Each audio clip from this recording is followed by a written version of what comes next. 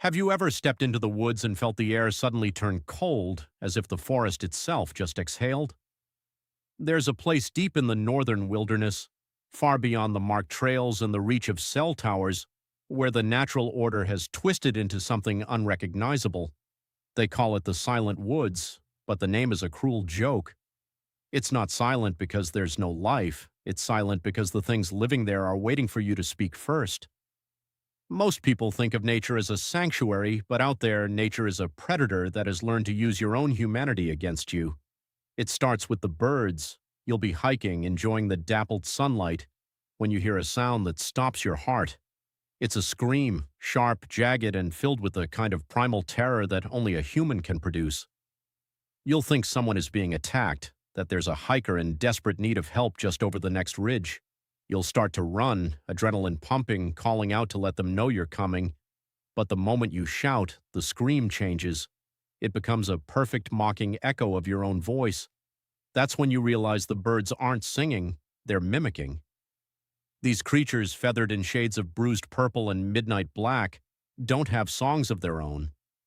They survive by luring people deeper into the thickets by imitating the sounds of distress.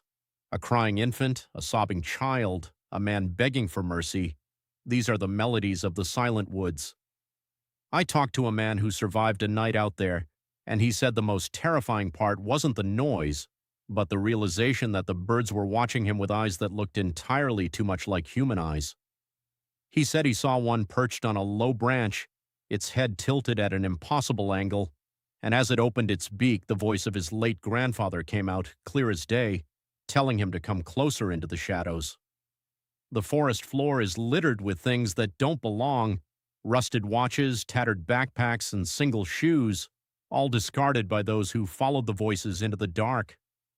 The trees themselves seem to grow in shapes that suggest agony, their limbs twisted into knots that look like reaching hands.